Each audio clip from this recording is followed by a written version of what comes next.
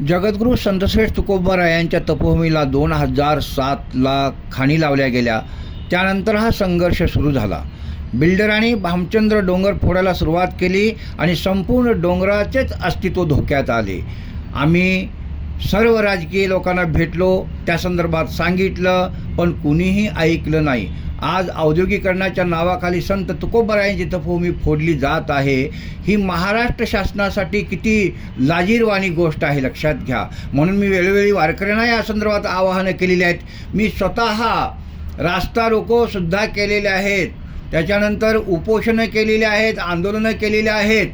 आणि अशा प्रकारे प्राचीन वास्तुवैभव नष्ट होऊ नये भंडारा डोंगरावरचं, भामचंद्र डोंगरावरचं, म्हणून मी उपोषणाअंती भंडारा डोंगरावरची, भामचंद्र डोंगरावरची अवैध कामं रोखलेली आहेत.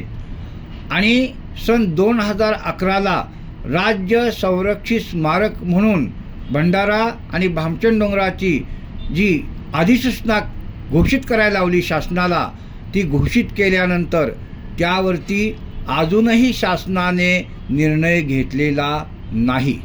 माझं म्हणणं होतं की देहू आळंदी पंचक्रोशी परिसर हा साधकांचा आहे, संतांचा आहे आणि तो जसाच्या तसा ठेवण्यात यावा. म्हणून सुद्धा मी वेळोवेळी भामचंद्र डोंगराच्या, भंडारा डोंगराच्या, घोराळेश्वर डोंगराच्या रक्षणासाठी सर्वांनी पुढे यावे म्हणून मी सर्वांना आवाहन केलेलं आहे. आपण आता प्रत्यक्ष पाहतात भामचंद्र डोंगराचं ड्रोन कॅमेऱ्याने घेतलेलं शूटिंग. किती सुंदर पर्वत आहे पहा, ड्रोन कॅमेऱ्यातून दिसतो. हा भामचंद्र डोंगराचा पूर्व दिशेचा भाग आहे आणि हा कडासुद्धा आज ढासळायला झालेला आहे, काही कडा तुटून पडलेला आहे.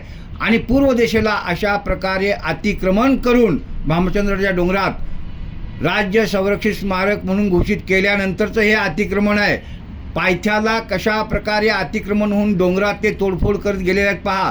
आज दशा जी झालेली आहे ती बघायची आहे. भामचंद्राची संपूर्ण पायथा तोडला जात आहे. आपण पूर्व दिशेचा भामचंद्र पाहत आहोत आणि अशा प्रकारे आता पूर्व दिशेवरून उत्तर दिशेकडे जात आहोत. उत्तर दिशेकडून भामचंद्राच्या कडेकडेनं जर तुम्ही गेला तर हे जागी जागी तुम्हाला प्रचंड प्रमाणात अवैध उत्खनन केलेलं दिसेल.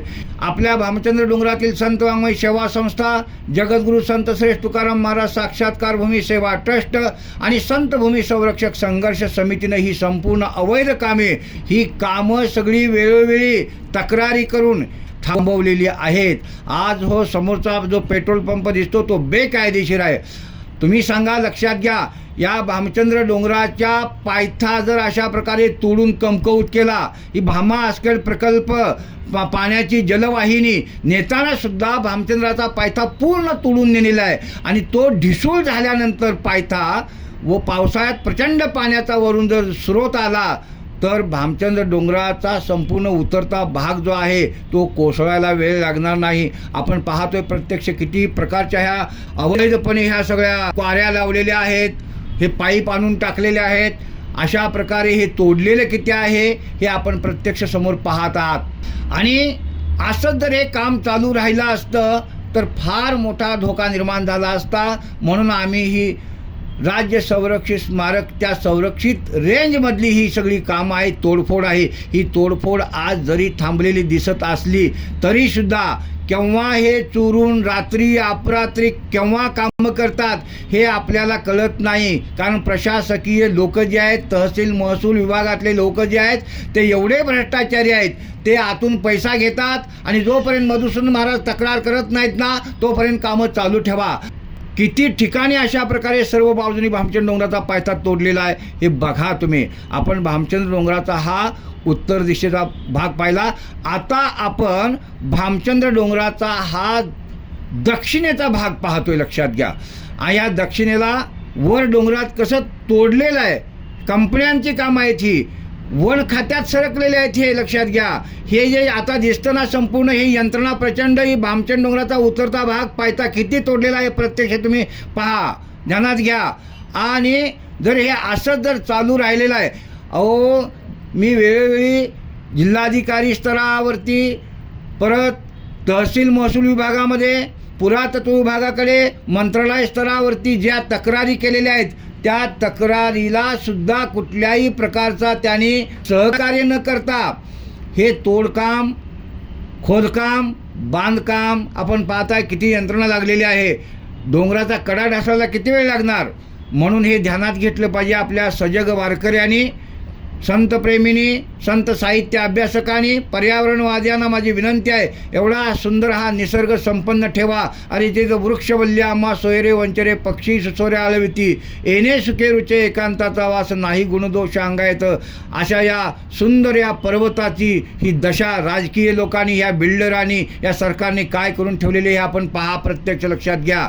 आणि हे भयानक आहे सगळं. आपण जर हे नाही जर आता ध्यानात घेऊन वारसा वाचवायला हा पुढं आला तर भविष्यात हा परिसर तरी बकाल झालेलाच आहे. लक्षात घ्या, आज ही सुधा नदी आहे, इथली हे जलाशयसुद्धा रासायनिक झालेला आहे.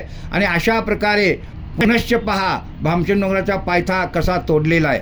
आणि म्हणून माझी सर्वांना विनंती आहे की वारकरी संत परंपरेतले जे पाईक आम्ही स्वतःला म्हणून घेतो, त्या पाईकांना माझी विनंती आहे, हे जर आपण नाही थांबवलं तर या भूमीतली जी काही शांतता, अखंडता, पावित्र्यता नष्ट व्हायला वेळ लागणार नाही.